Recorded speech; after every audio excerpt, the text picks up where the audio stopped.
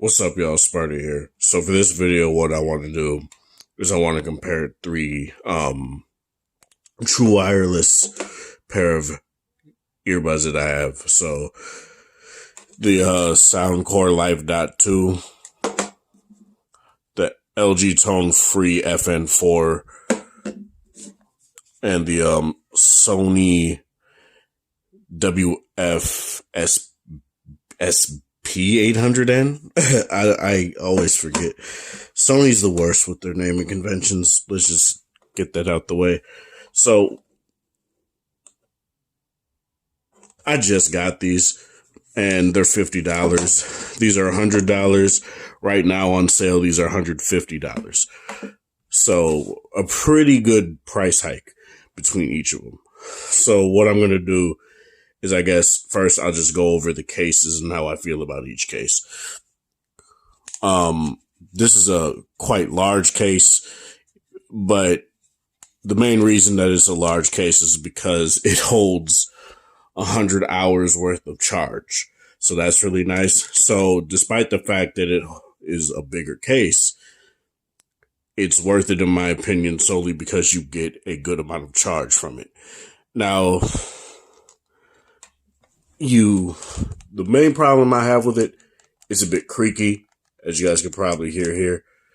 That's kind of something I've noticed, but I do like the presentation, and much like the Sony's here, what Anchor, the Soundcore does is that they don't attempt to connect to your phone until you take an earbud out. That's something I much prefer over, like, say, the LG Tone Frees or like Apple AirPods, where you flip the case open, then it starts to pair. I don't necessarily like that. I personally think that's kind of inconvenient for me personally, but it's fine. It gets the job done. You get the job done either way. So yeah, very nice case overall. You do get USB-C on all three of these. No wireless charging on either of these, though. If you go to the higher tiers of the LG Tone Frees, you do get wireless charging. I just went with the cheapest one because I didn't really care. I just wanted to see how they sounded initially. Next, the Tone Frees here. Very small case, very pocketable, very nice. You get at least an extra 3 charges. Oh, in the case, I think it's like an extra 16 hours within the case, and the earbuds themselves could get 5.5 to 6 hours, depending on how much how high the volume is that you listen to your music or your podcast.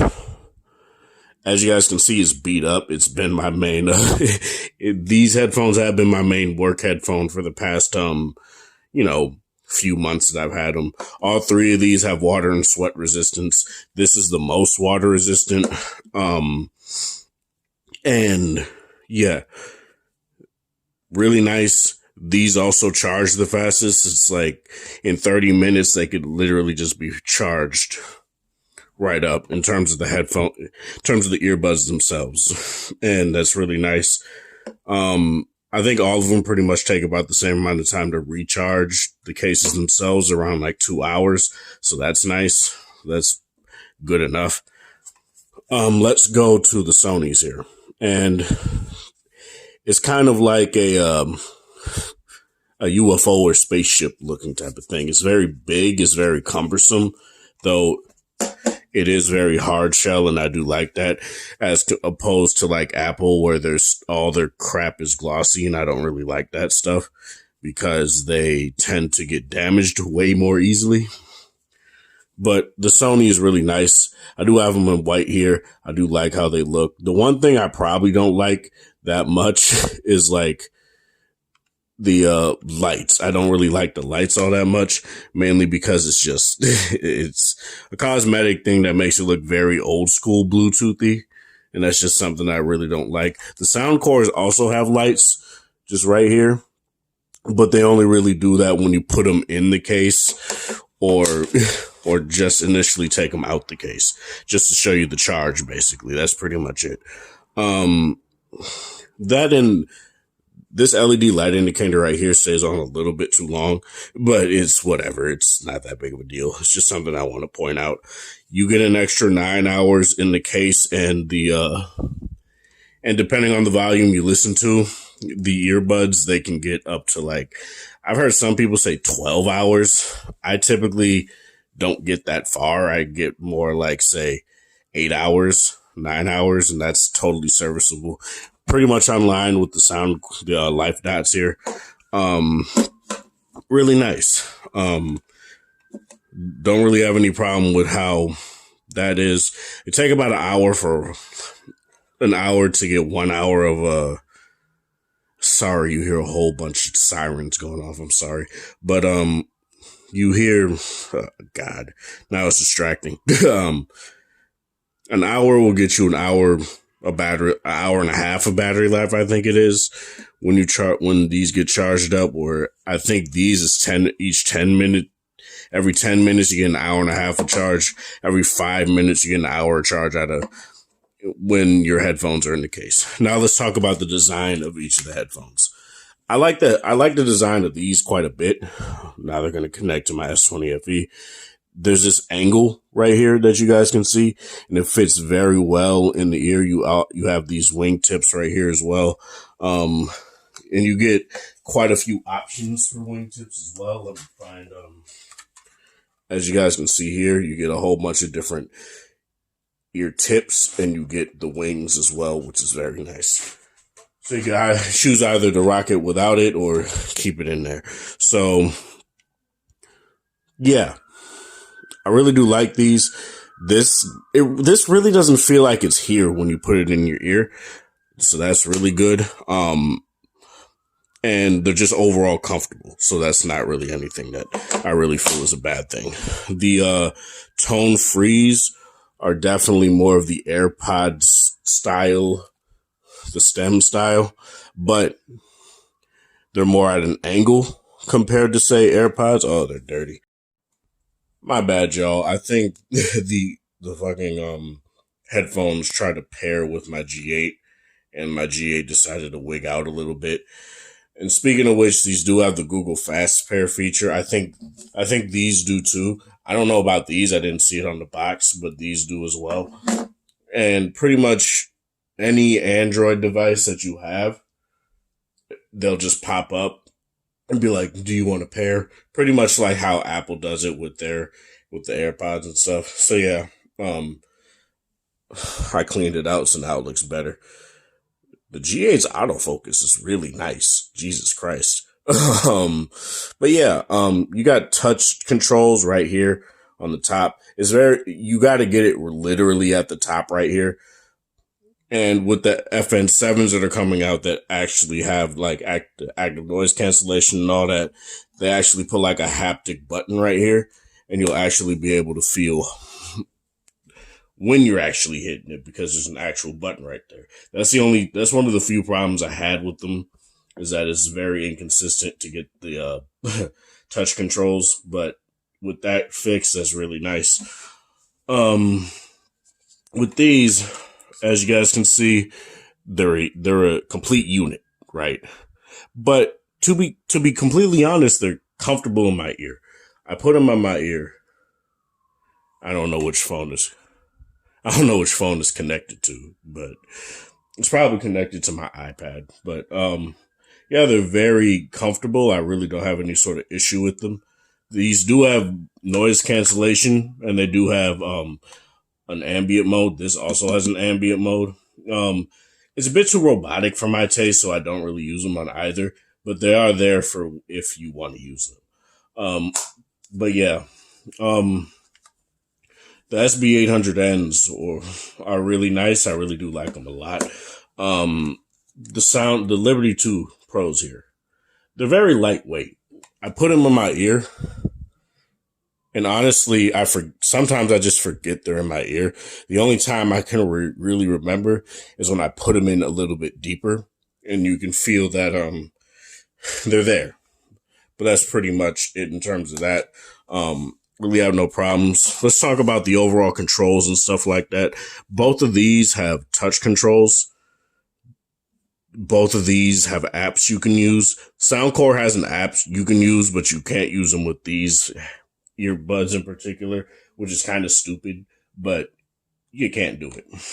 These have button controls, which honestly I kind of prefer. Like you click it, but the only real problem with that is you can push it into your ear a little too far sometimes, and it will be a little bit, it will agitate you a little bit. So that's something to keep in mind. But overall, I feel all of these do pretty well with touch controls. You could customize the controls on either of these. You get play pod on both of these. It's kind of weird on the Sony. Let me do something real quick, actually. All right, so what I'm going to do here is I'm going to show you the apps for both the Sony and the LGs. So I think I have the LG app on here. I know I have the Sony app on here because I did check, because I did use it. I need to find it. Oh, it's right there. So what's really nice about the Sony app in particular is that you'll get the battery life for each of the earbuds and the battery life of the case. So that's really nice. Let's do the system. As you guys can see, you can set ambient sound control. And let me take the other one out just so I can show you the controller, what that is too. Playback control.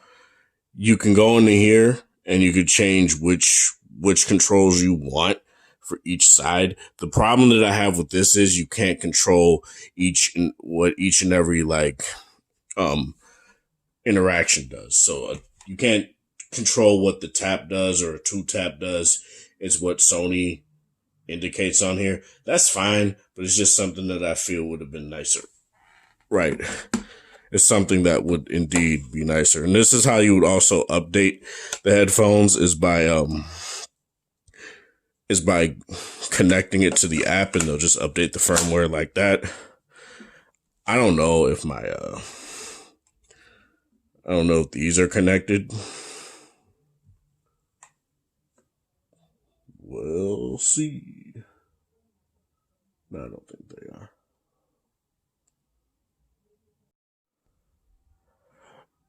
Okay, so here's the problem with Google Fast Pair. Due to the fact that it literally comes on every single one of my devices, it stops the video on my G8.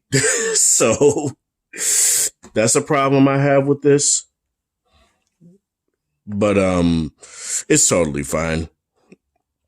I wish that didn't happen, but I don't know if that's something that happens on iPhones too.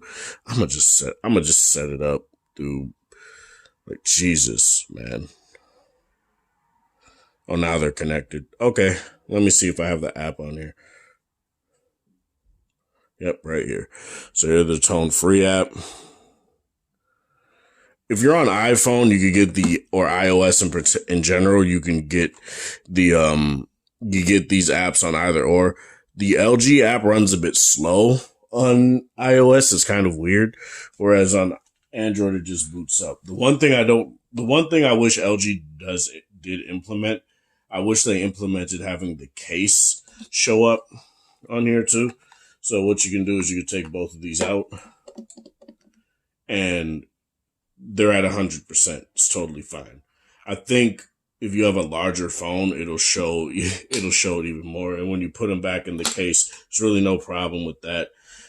Get your EQs and stuff like that. But touchpad settings here, as you guys can see, you get your play, you get your volume up and down, and you get your touch 3 times.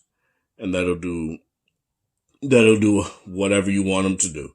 So you go into here, you can customize it to do whatever you want it to do and stuff like that. So that's really nice. A press and hold is how you go into ambient mode, or that's not it. I don't have ambient mode on, or I don't have that on at all. So what press and holding will do, I think, let me check what it'll do. I don't even remember.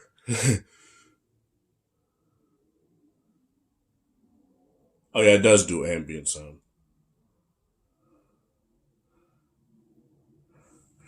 That's what it does. It turns ambient sound on and off when you press and hold it, or tap and hold it. And when you close it, it'll automatically just close the app. So that's really nice. It does suck that the sound cores don't have an app, for those people that like to EQ. But if you have, say, the S20 or you have an LG V60 or other phones that have their built-in EQs, you could just use that and it'll work just fine. So, yeah, it does suck that the Liberty Dots don't have that, or Life Dot. I'm mixing up their headphones to God, but the Life Dots don't have that. It kind of sucks, but it's just something that is the deal. So let's talk about sound. This is something that's really, sound is subjective.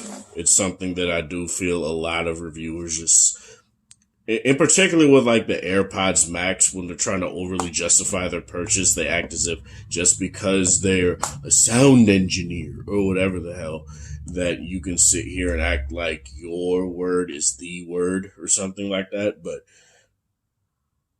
all three of these I like a lot. The Life Dots, the Life Dot 2s are a perfect middle ground between these two. The Sonys are the bass cannons. They're the bass cannons in between all these three. That's what the XB stands for, extra bass. So you get a good amount of bass. It doesn't really muddy anything out. You still get quite a bit of detail and stuff like that. I do feel sometimes that the vocals can be quite shrill. It's not necessarily it's not a bad thing, but it depends on what you're listening to. Like, say, if you're listening to female vocalists, which tends to be a problem even on higher end headphones, they kind of they sound off a little bit. So that's an issue on here, but it's not really that big of a deal. It's not something that takes me out of the music listening experience or anything like that. So it's totally fine. I listen to a lot of, 90s hip hop, rap, some pop stuff, some rock stuff too. I'm pretty well varied. So I really don't have any issue with how it handles a lot of stuff. Say the Doom Eternal soundtrack or the Doom 2016 soundtrack. I don't feel the extra bass destroys any of those tracks like BFG Division or The Only Thing They Fear Is You from Doom Eternal. I don't feel that the bass does anything to destroy those tracks at all. It actually is very well balanced when it comes to certain tracks and bouncing in between tracks that have booming bass and just like regular guitar bass. So that's really nice. The tone frees are detailed. They're very well detailed. They're clear. They just sound very nice. And you don't get a lot of bass response out of these, but you can EQ them and indeed get a good amount of bass out of these. The FN7s are definitely the ones you want to go for when they come out, because those are going to be the ones that they're focusing more on bass with. And when I looked on the site, that's what it said, is that they're focusing more on and customizing the driver so that it can have better bass response. So that's something that's really nice. And when I get them, I will see if that's indeed the case. But yeah, in terms of these, it's like, they're just very detailed. It's like, I really have no problem with how they sound at all. The bass is accurate. The bass is just nice. It's not too flat to where you're like, it's clinical or anything like that, but it just sounds like how the bass is meant to sound in the track. And that's really nice. The Liberty 2 Pro, I keep doing that. Life Dot 2s. I must want Liberty 2 Pros. I must want them or something. But like earlier this morning when I was coming back from work, I listened to at least like the vast majority of the Weekend album Starboy. And there's a lot of intricate details in that album. There's a lot of stuff that,